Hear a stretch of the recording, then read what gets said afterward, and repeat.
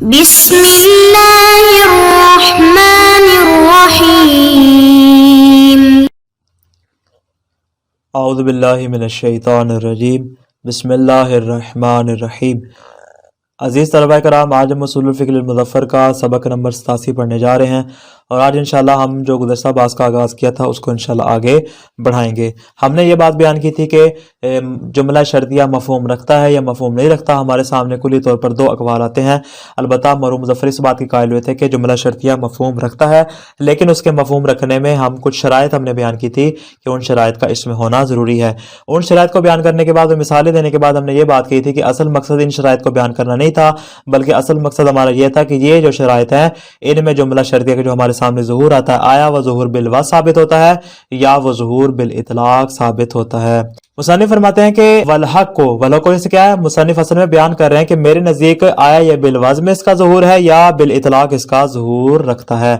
مصنف فرماتے ہیں میرے نزدیک تفصیل ہے، تھوڑی سی تفصیل کیا ہے کہ اگر پہلی اور دوسری شرط کو دیکھیں، چونکہ ہم نے 3 شرائط بیان کی تھی، فرماتے ہیں ان میں سے اگر پہلی اور دوسری شرط کو دیکھیں تو ان 2 شرائط میں جملہ شرطیہ کا جو ظہور ہے وہ بالوزن جو ہے اس پہ دلالت کرتا ہے۔ لیکن جہاں تک تعلق ہے تیسری شرط کا، فرماتے ہیں تیسری شرط کے اوپر جو ہے وہ بالاطلاق دلالت کرتا ہے، بالوزن اس کے اوپر دلالت نہیں کرتا۔ فرماتے ہیں میرے نزدیک یہ والی تفصیل ہے کہ پہلی اور دوسری شرط میں بالوزن دلالت کرتا ہے اور تیسری شرط پہ جو ہے بالاطلاق دلالت کرتا ہے۔ والحق ظہور الجملۃ الشرطیہ فی هذه الامور، فرماتے ہیں جملہ شرطیہ کا ان شرائط کے اندر جو ظہور رکھنا ہے وہ کیسے ہے؟ وضعا فی بعضها و اطلاقا فی البعض الاخر، فرماتے ہیں بعض میں بطور وضع کے ہے اور بعض میں اطلاق ہے۔ کن کن میں وضع کا ہے، کن میں اطلاق ہے، وہ ہم نے ابھی بیان کر دیا ہے۔ اب یہاں سے مصنف کیا کریں، تینوں کو ایک ایک کر کے بیان کریں کہ اس میں کون سا ظہور ہے، آیا وضع کا ہے، آیا اطلاق کا ہے۔ وضع کا ہے تو کیوں ہے، اطلاق کا ہے تو کیوں ہے، سب کو مرحوم مظفر جو ہے وہ تفصیل کے ساتھ بیان کر رہے ہیں۔ الاول اما دلالتها علی الارتباط، پہلی شرط جو آپ کو یاد ہوگی کہ ہم نے کیا کہا تھا کہ مقدم اور تالی کے درمیان کیا پایا جائے، ارتباط پایا جائے، لزوم پایا جائے۔ ہم نے کہا تھا قضیہ متصلہ لزومیہ ہونا چاہیے، قضیہ اتفاقیہ نہیں ہونا چاہیے۔ فرماتے ہیں الاول اما دلالتها علی الارتباط، جہاں تک تعلق ہے اس بات کا کہ یہ ارتباط پہ دلالت کرے، ملازمہ پہ دلالت کرے، ووجود العلاقۃ اللزومیۃ بین الطرفین، اور فرماتے ہیں کہ طرفین کے درمیان، یعنی طرفین سے مراد کیا ہے، مقدم اور تالی، مقدم اور تالی کے درمیان تعلق لزومی کا اور قضیہ لزومیہ کا موجود ہونا ضروری ہے۔ یہ جو ہم نے کہا، فرماتے فالظاہر انہ بالوضع بحکم التبادر، فرماتے کہ یہ وضع کی صورت میں ثابت ہوتا ہے، اور اس کی دلیل کیا وضعیت کی، فرماتے ہیں وضعیت کی دلیل ہے حکم تبادر۔ تبادر جب بھی ہمارے سامنے کوئی جملہ شرطی آتا ہے، تبادر ذہنی اس بات کی جانب ہوتا ہے کہ یہ قضیہ کے لزومیہ ہونے پہ دلالت کر رہا ہے، اس کے اتفاقیہ ہونے پہ دلالت نہیں کر رہا۔ یہ ہوگی جناب اس کی پہلی شرط۔ آگے فرماتے ہیں جملہ شرطیہ کا جو لزوم پہ دلالت کرنا ہے یہ بالوصف ثابت ہے، اور اس کی دلیل بھی ہم نے بیان کر دی، تبادر ہے۔ لیکن فرماتے ہیں اصل سوال ہمارا یہ ہے کہ آیا یہ جو دلالت کر رہا ہے جملہ شرطیہ، یہ کس کی وجہ سے کر رہا ہے؟ آیا شروع میں جو ہم نے انہیں شرطیہ لگایا یا ہم نے فاعل جزائیہ لگایا، فرماتے ہیں آیا یہ ادات شرط کی وجہ سے دلالت کر رہا ہے، یا ہم کہیں کہ نہ ادوات شرط کی وجہ سے دلالت نہیں کر رہا، بلکہ جو ہیئت ترکیبی ہے، پورے کا پورا جملہ شرطیہ جو بنا ہے کہ ہم نے اس میں شرط بھی لگائی، ہم نے اس میں جزا بھی لگائی، ہم نے اس میں فاعل جزائیہ بھی لگائی، ہم نے اس میں انہیں شرطیہ بھی لگایا، یعنی ادات شرط بھی لگائے، ہم نے شرط کو بھی شامل کیا، جزا کو بھی شامل کیا، اور ایک پورا جو جملہ بنا دیا مرکب کر کے۔ فرماتے ہیں جو اس کی ہیئت ہے، آیا یہ ہیئت اس تلازم پہ دلالت کرتی ہے، اس ارتباط پہ دلالت کرتی ہے، یا پھر ادات شرط اس پہ دلالت کرتے ہیں؟ فرماتے ہیں کہ اصل ہماری بحث یہ والی ہے۔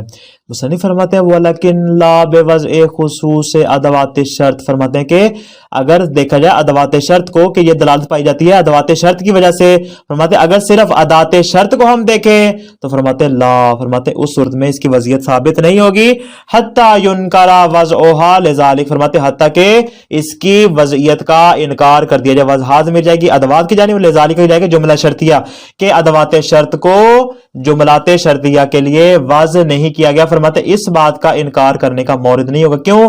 اس لیے کہ ہم ادوات شرط کو بطور خاص یہاں پہ مراد نہیں لے رہے، اور یہ نہیں کہہ رہے کہ ادوات شرط کو واضح ہی اس لیے کیا گیا ہے تاکہ وہ لزوم پہ دلالت کرے۔ فرماتے ہیں کہ ہم نے یہ بات کی نہیں تاکہ آپ کو ہمارے اوپر اعتراض آ سکے۔ فرماتے ہیں کہ چونکہ ادوات شرط کا بطور خاص یہاں پہ آنا ضروری نہیں تو پھر کیا ہے؟ فرماتے میرے نزدیک کیا ہے؟ بل بے وضع الہیئت ترکیبیت للجملۃ الشرطیت بے مجموعہ، فرماتے یہاں پہ جو جملہ شرطیہ کی ساری ہیئت ترکیبی ہے اس کی جو وضعیت ہے وہ شرط اور جزا کے درمیان لزوم کو ثابت کرتی ہے، ادوات شرط ان کے درمیان لزوم کو ثابت نہیں کرتے، لہذا آپ کا یہ اشکال بھی ہم پہ وارد نہیں ہو سکتا۔ وعلیہ نتیجہ کیا ہوگا؟ وعلیہ فاستعمالها فی الاتفاقیہ یکون بالعنایت وادعاء التلازم والارتباط بین المقدم والتالی، فرماتے اس کا قضیہ اتفاقیہ میں استعمال کرنا بالعنایہ ہوگا اور ادعاء تلازم کی وجہ سے، کیوں؟ اس لیے کہ قضیہ اتفاقیہ میں تلازم ہوتا نہیں، تلازم اتفاقی ہوتا ہے، کبھی کبھار ہو جاتا ہے، فرماتے کبھی کبھار اتفاقاً تلازم ہونے کی وجہ سے ہم ادعا کرتے ہیں اور ہم کیا کہتے ہیں کہ جو نام ہمارے پاس قضیہ لزومیہ کا ہے وہی والا نام ہم کیا دے دیتے ہیں؟ قضیہ اتفاقیہ کو بھی دے دے، جیسا کہ منطق وغیرہ میں جہاں پہ جب قضیہ شرطیہ کس میں بیان کی جاتی ہے، کہا قضیہ شرطیہ دو طرح کا ہوتا ہے، یا وہ لزومیہ ہوتا ہے یا وہ اتفاقیہ، تو فرماتے اصل میں تقسیم ہی غلط ہے، کیوں؟ اس لیے کہ جب قضیہ شرطیہ ہوتا ہے وہ ہوتا ہی لزومیہ، اتفاقیہ ہوتا نہیں، اتفاقیہ کو بالعنایہ اور ادعا کرتے ہم کیا کرتے ہیں؟ اس کو ہم اس کی قسیم قرار دے دیتے ہیں۔ آگے فرماتے ہیں والارتباط بین المقدم والتالی، فرماتے ہیں کہ قضیہ اتفاقیہ میں جو مقدم اور تالی کے درمیان ارتباط پایا جاتا ہے وہ ارتباط اور وہ تلازم کیا ہوتا ہے؟ بالعنایہ اور ادعائی ہوتا ہے، حقیقت وہاں پہ ارتباط اور تلازم نام کی کوئی چیز موجود نہیں ہوتی۔ کس صورت میں؟ اذا اتفقت لہما المقارنۃ فی الوجود، لہما جائے گا مقدم اور تالی کی جانب، جب مقدم اور تالی کے درمیان وجود کے اعتبار سے تقارن آ جائے، مثال زید جب بول رہا ہوتا ہے گدا بھی تبھی بول رہا ہوتا ہے، فرماتے ہیں کہ یہاں پہ ایسا تقارن اتفاقی ہوتا ہے، ایسا نہیں کہ ان کا آپس میں کوئی تعلق ہو، کوئی ارتباط ہو کہ ان کے درمیان ملازمہ پایا جائے، فرماتے ہیں ایسا ہوتا نہیں ہے۔ تو اس صورت میں جب ان کے درمیان بالفرض تھوڑی سی دیر کے لیے کیا جاتا ہے؟ تقارن اتفاقی آ جاتا ہے، فرماتے ہیں وہاں پہ ہم کیا کرتے ہیں؟ ادعا کرتے تھے، دعویٰ کرتے تھے کہ یہاں پہ ملازمہ ثابت ہو رہا ہے، جبکہ حقیقت میں وہاں پہ تلازم اور ارتباط ہوتا نہیں۔ اس بنا پر ہم نے قضیہ اتفاقیہ کو اپنی بحث سے خارج کر دیا اور اس کو اپنی بحث میں شامل نہیں کر رہے، اس لیے ہم نے شرط لگائی کون سی والی؟ کہ یہاں پہ قضیہ کا لزومیہ ہونا ہر حال میں ضروری ہے، البتہ یہ جو اس پہ دلالت ہے وہ دلالت ہیئت ترکیبی کر رہی ہے، نہ کہ صرف ادوات شرط۔ یہ ہو گیا جی دوسرا۔ آگے فرما رہے ہیں جہاں تک شرط دوم کا تعلق ہے، کون سی والی؟ جہاں پہ ہم نے کہا تھا کہ مقدم اور تالی کے درمیان کیا ہونی چاہیے؟ تعلیق ہونی چاہیے، اس پہ موقوف ہونا چاہیے، توقف ہونا چاہیے، فرماتے ہیں توقف جس طرح کا بھی ہو، توقف تکوینی ہو یا پھر تشریعی ہو، تو فرماتے ہیں یہ بھی بالوصف ثابت ہوتا ہے، کیوں؟ مصنف نے کہا تھا کہ پہلی اور دوسری شرط بالوصف ثابت ہوتی ہے اور تیسری والی بالاطلاق، فرماتے ہیں یہ بھی بالوصف ثابت ہوتا ہے، البتہ ان میں وضعیت الگ الگ نہیں کہ آپ یہ کہیں کہ ایک مرتبہ جملہ شرطیہ کو وضع کیا گیا ہو تلازم کو بیان کرنے کے لیے، ارتباط کو بیان کرنے کے لیے، اور دوسری مرتبہ جملہ شرطیہ کو وضع کیا گیا ہو توقف اور تعلیق کو ثابت کرنے کے لیے، فرماتے ہیں نہ ایک ہی وضعیت ہے، ایک ہی وضعیت میں ہم کیا کرتے ہیں کہ تلازم اور ترتب کو ایک ہی وضعیت میں بیان کر دیتے ہیں۔ دلیل فرماتے ہیں اس کی دلیل بھی ہمارے پاس تبادر ہے جو کہ ہم نے پہلی شرط کی بھی بیان کی تھی۔ وَأَمَّا دَلَالَتُهَا عَلَى، فرماتے ہیں اس کی اس بات پہ دلالت کرنا کہ عَلَى أَنَّ التَّالِيَ مُتَرَتَّبٌ عَلَى الْمُقَدَّمِ، جو ہم نے شرط کرا دی کہ تالی مقدم پر موقوف ہونی چاہیے، کیسے موقوف ہونی چاہیے؟ بِأَيِّ نَحْوٍ مِنْ أَنْحَاءِ التَّرَتُّبِ، فرماتے ترتب کی چاہے کون سی بھی قسم آ جائے، جس طرح ہم نیچے بیان کیا، چاہے ترتب تکوینی ہو یا پھر تشریعی ہو، کوئی بھی اس میں آ جائے، سارے کے سارے اس میں شامل ہو جائے، چاہے عقلی ہو چاہے شرعی ہو۔ فَهُوَ بِالْوَضْعِ أَيْضًا، فرماتے ہیں کہ یہ والی جو دلالت آ رہی ہے کہ تالی کا مقدم پہ معلق ہونا ضروری ہے، فرماتے ہیں یہ بھی بالوضع ثابت ہوتی ہے، بالاطلاق ثابت نہیں ہوتی۔ البتہ یہاں پہ کوئی اس بات کا وہم نہ کرے، وَلَكِنْ لَا بِمَعْنَى أَنَّهَا مَوْضُوعَةٌ بِوَضْعَيْنِ، کوئی اس بات کا یہاں پہ وہم نہ کرے اور یہ خیال نہ کرے کہ جملہ شرطیہ کو دو طرح سے وضع کیا گیا ہے، ایک مرتبہ وضع للتلازم و وضع آخر للترتب، ایک دفعہ تلازم کے لیے، ارتباط کے لیے، تعلق کے لیے وضع کیا گیا ہو اور دوسری مرتبہ اس کو توقف اور تعلیق کے لیے وضع کیا گیا، فرماتے ہیں ایسا نہیں، اس کو دو مرتبہ وضع نہیں کیا گیا، بل بمعنی، فرماتے ہیں کہ ایک ہی معنی میں وہ کیا ہے، انہا موضوعۃ بوضع واحد للارتباط خاص، فرماتے ہیں کہ ان کو ایک ہی وضع میں کہا گیا، جملہ شرطیہ کو جب واضح نے وضع کیا تو کہا میں اس کو وضع کر رہا ہوں تاکہ یہ ارتباط خاص کو بیان کرے. ارتباط خاص کیا ہے؟ وہوا ترتب التالی علی المقدم، تالی کا مقدم پر موقوف اور معلق ہونا. فرماتے یہ ارتباط خاص، یعنی ارتباط خاص بھی آگے کی وضعیت میں اور توقف بھی ہمارے سامنے ثابت ہو گیا. تو نتیجہ کیا نکلا کہ جو دوسری والی شرط ہے یہ بھی وضع کے ذریعے ثابت ہے، اور البتہ فرماتے ہیں یہاں پہ دو وضع نہیں ہے بلکہ پہلی اور دوسری شرط کی ایک ہی ساتھ شارح نے وضعیت کی تھی. والدلیل علی ذالک، فرماتے دلیل کیا آپ کے پاس؟ کہتے ہوا تبادر ترتب التالی علی المقدم عنہا. فرماتے ہیں کہ تالی کا مقدم پر موقوف ہونا اس کی سب سے بہترین دلیل کیا ہے؟ تبادر ہے. ہم جب بھی جملہ شرطیہ کو دیکھتے ہیں تو ظاہر ہم یہی سمجھتے ہیں اسے کیا کہ اس مقام پہ تالی جو ہے وہ مقدم پر موقوف اور معلق ہو رہی ہے. فإنها تدل على ان المقدمہ وضع فيها موضع الفرض والتقدیر. فرماتے ہیں جملہ شرطیہ جو ہمارے سامنے آتا ہے تو یہ اس بات پہ دلالت کرتا ہے بالوضع کہ مقدم کو واضح کیا گیا ہے فیہا جملہ شرطیہ میں. کس طرح؟ موضع الفرض والتقدیر، فرض کی جگہ پہ اور تقدیر کی جگہ پہ. کیا مطلب؟ یعنی صاف ہے، جس طرح میں نے پہلے بھی بیان کیا کہ یہاں پہ جملہ شرطیہ میں اصل مقصد ہمارا یہ ہوتا ہے کہ ہم یہاں پہ سب سے پہلے مقدم کو لے کر آتے ہیں. جب بھی ہم جملہ شرطیہ کو فرض کرتے ہیں تو سب سے پہلے کیا آتا ہے؟ مقدم آتا ہے. جس چیز کو ہم سب سے پہلے مقدر کرتے ہیں وہ کیا ہوتا ہے؟ مقدم ہی ہوتا ہے. تو گویا فرماتے ہیں مقام فرض میں اور مقام تقدیر میں سب سے پہلے کیا آتا ہے؟ مقدم کو شارح اور واضح کرنے والا اور وضع کرنے والا کیا کرتا ہے؟ وضع کر دیتا ہے. وعلی تقدیر حصول ہی، اور فرماتے ہیں جب یہ مقدم ہمیں حاصل ہو جاتا ہے اس کے بعد کیا ہوتا ہے؟ فالتالی حاصل عندہ طبعا.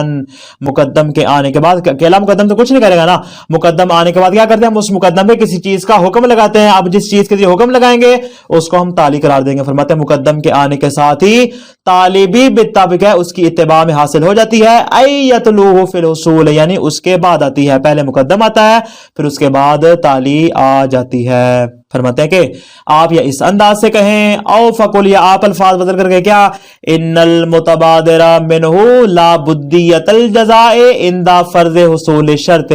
فرماتے ہیں جو تبادر ذہنی وہ کیا کہتا ہے کہ جیسے ہی شرط حاصل ہو جائے گی، جیسے ہی شرط کو فرض کر لیا جائے گا، جزا کا حاصل ہو جانا لا بدی ہے، ضروری ہے، ہر حال میں ایسا ہی ہوگا. جیسے مقدم آ جائے گا ویسے فوراً تالی آ جائے گی، جیسے شرط حاصل ہو جائے گی ویسے ہی فوراً جزا حاصل ہو جائے گی. مقدم کو مقدم کہتے ہی اسی وجہ سے ہیں کہ چونکہ کلام میں یہ پہلے ہوتا ہے. تالی کو اس لیے تالی کہتے ہیں کہ یہ مقدم کے بعد میں آتی ہے. یہی بات آگے پھر مرحوم جی بیان کر رہے ہیں. فرماتے وَهَذَا لَا يُمْكِنُ أَن يُنْكِرَهُ إِلَّا مَكَابِرٌ أَوْ غَافِلٌ. فرماتے اس بات کا کوئی بھی انکار نہیں کر سکتا سوائے اس کے کہ جو تکبر کرے یا پھر غفلت کرے، یا وہ سمجھنا نہیں چاہ رہا یا اس کو سمجھا نہیں. فرماتے اس کے علاوہ اور کوئی شخص اس کا انکار کر نہیں سکتا. فَإِنَّ هَذَا هُوَ مَعْنَى التَّعْلِيقِ الَّذِي هُوَ مَفَادُ الْجُمْلَةِ الشَّرْطِيَّةِ. فرماتے یہ وہی تعلیق ہے جس کے ہم نے شرط قرار دیا. جو دوسری شرط میں ہم نے کہا تھا کہ جملہ شرطیہ میں کیا ہونا چاہیے؟ تعلیق ہونا چاہیے. جو تعلیق ہے وہ مقدم پر معلق ہونا چاہیے. فرماتے یہی تو تعلیق ہے الَّتِي لا مفاد لها غیرہ، کہ جملہ شرطیہ کا تعلیق کے علاوہ اور کوئی معنی ہوتا نہیں. بھائی جملہ شرطیہ آپ کیوں لاتے ہیں؟ جملہ شرطیہ لایا اسی جاتے ہیں تاکہ وہاں پہ ہم کیا کریں؟ ایک چیز کو دوسری چیز پر معلق قرار دے دیں. تو گویا اس کی جان ہے کس میں؟ تعلیق میں. تعلیق ہوگی تو جملہ شرطیہ ہوگا، اگر تعلیق نہیں ہوگی تو اصل وہاں پہ جملہ شرطیہ بھی موجود نہیں ہوگا. ومن ہونا سم الجزء الاول منها شرطا و مقدمہ. فرماتے اسی بنا پر چونکہ ان میں تعلیق پائی جاتی ہے، یہ من ہونا کا اشارہ اس بات کی جانب ہے، چونکہ ان میں تعلیق پائی جاتی ہے اور وہاں پہ ایک چیز کو دوسری چیز پہ ہم کیا کرتے ہیں؟ موقوف کرتے ہیں، توقف کرتے ہیں اور معلق کرتے ہیں. سم الجزء الاول، فرماتے اصولی جو ہے وہ پہلے جس کو کیا نام دیتے ہیں؟ شرطن و مقدمہ. اس کو شرط کا نام دیتے ہیں اور اس کو مقدم کا نام دیتے ہیں. کیوں؟ اس لیے کہ وہ پہلے آتا ہے، بنیادی چیز مقدم ہوتی ہے. وسم الجزء الثانی، اور مقدم کے آنے کے بعد، شرط کے آنے کے بعد جو جزا آتی ہے ہمارے پاس، وسم الجزء الثانی جزاء و تالی، اور فرماتے جو دوسرا جز ہے اس کو جزا اور تالی کا نام دیتے ہیں. یہاں تک بات ہوگی مکمل. آگے فرماتے ہیں ہمارے سامنے آ گیا جملہ شرطیہ. فرماتے جملہ شرطیہ میں ہم نے شرط بیان کر دی کون سی والی؟ کہ تالی جو ہے مقدم پر موقوف ہوگی.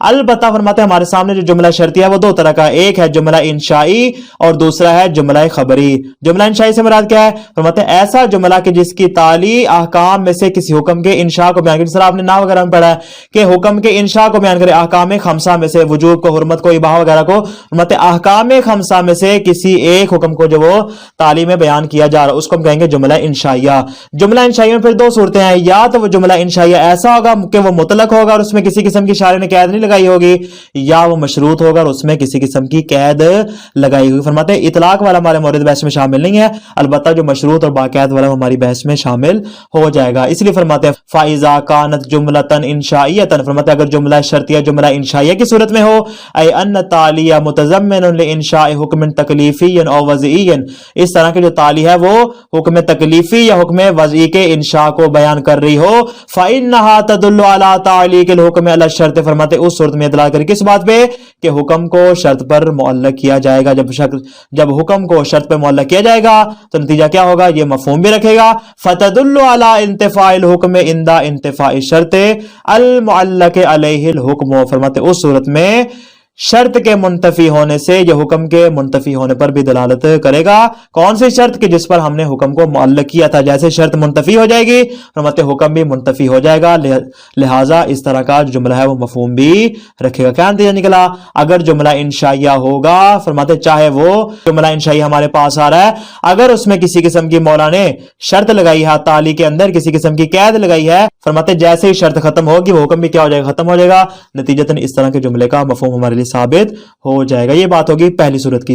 आगे बयान कर रहे हैं जुमला खबरिया को, फरमाते जुमला खबरिया से हमारी मुराद क्या है, कहते हैं जुमला खबरिया से मुराद है कि जिसकी ताली किसी वाक़े की हिकायत या वाक़ईयत को बयान कर रही है। इसमें भी दो सूरतें हैं, या तो उस वाक़े की जो आप हिकायत कर रहे हैं बतौर हतमी और जज़मी कर रहे हैं, या बतौर ताली कर रहे हैं, यानी क्या कर रहे हैं, अगर ये काम हुआ तो ऐसा होगा ताली की सूरत में, या बतौर हतमी क्या कहते हैं, ऐसा काम हुआ है या होगा। फरमाते हैं कि इस तरह की दो सूरतें हमारे सामने आ जाती हैं। और जब ये जुमला खबरिया जिसमें बतौर हतमी या बतौर ताली की बात की जा रही, फरमाते उसमें हमारी बहस दो मकामात पे होगी, एक है मकाम सबूत जिसको मकाम वाक़े कहते हैं, और दूसरा है मकाम इसबात जिसको हम मकाम हिकायत का नाम देते हैं। गौर कीजिएगा, फरमाते हैं वाइज़ा कानत जुमलतन खबरियत, अगर जुमला शर्तिया जुमला खबरिया हो, ऐ अन्न ताली या मुतज़म्मिनुन लिहिकायतिल खबर, यानी ताली के अंदर क्या हो, किसी खबर की हिकायत की जा रही हो या उसके वाक़ईयत को बयान किया जा रहा हो, फरमाते फ़इन्नहा तदुल्लु अला ताली के हिकायतिहिल मुकद्दम, फरमाते उस सूरत में ये हिकायत के मुकद्दम पर मुअल्लक होने पर दलाल करें, बतौर तालीक वाली सूरत की बात कर रहे हैं, बतौर हतमी जज़मी वाली की बात नहीं कर रहे। फरमाते इसमें फर्क नहीं है, सवा उनकान महकी अनहु खारिजन, चाहे जो महकी अनहु वो खारिज हो, बिल वाक़े हो, व फिल वाक़े मुतरत्तबन अल मुकद्दम, और वाक़े में क्या हो, मुकद्दम पर मौकूफ हो रहा। फरमाते हैं इसमें कोई फर्क नहीं पड़ता, जहां पर भी तालीक आ जाएगी और वो किसी हुक्म की वाक़ईयत या हिकायत को बयान कर रहा होगा, फरमाते इस तरह के जुमला खबरिया का भी मफहूम होगा।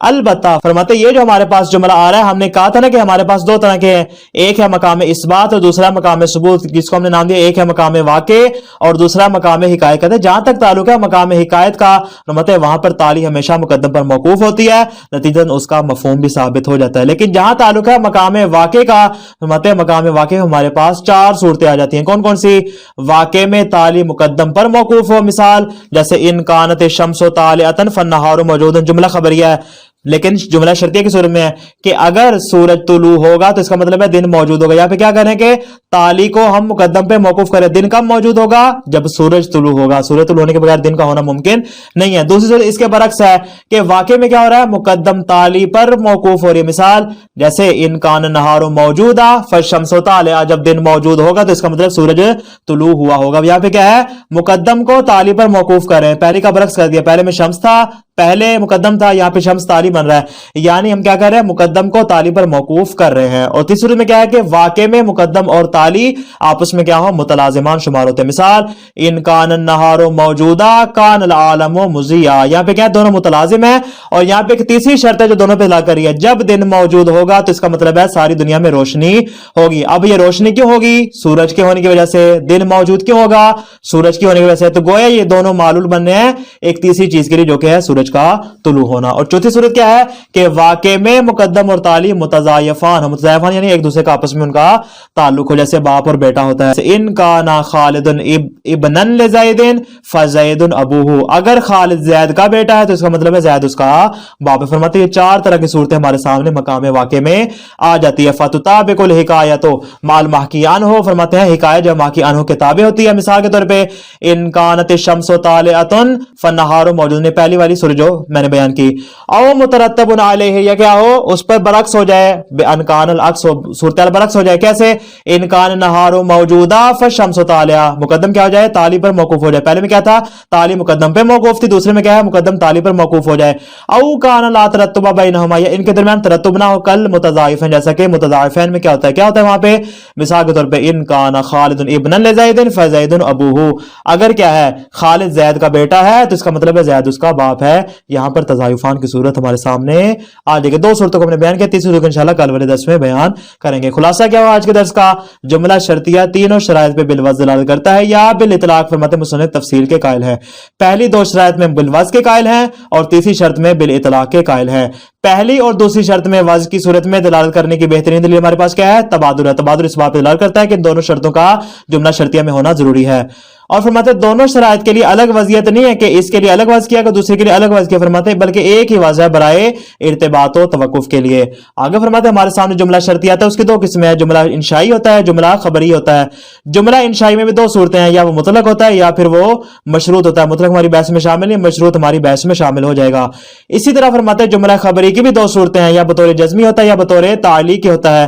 اور جملہ خبری میں دو مقامات بحث ہوگی، یا مقام حکایت میں ہوگی یا پھر مقام واقع میں ہوگی. فرماتے ہیں مقام حکایت میں تالی کا مقدم پہ ترتب ہوتا ہر حال میں اور مفہوم بھی ثابت ہو جاتا ہے، لیکن مقام واقع میں چار صورتیں ہیں. کون کون سی؟ تالی کا مقدم پہ توقف، مقدم کا تالی پہ توقف، یا دونوں متلازمان ہو یا دونوں متضاعفان ہو. فرماتے ہیں کہ یہ چار صورتیں ہمارے سامنے آ جاتی ہیں. کس میں؟ مقام واقع میں. البتہ مقام حکایت میں تمام صورتوں میں جو ہے وہ اس کا مفہوم ثابت ہو جائے گا. والسلام علیکم ورحمۃ اللہ وبرکاتہ.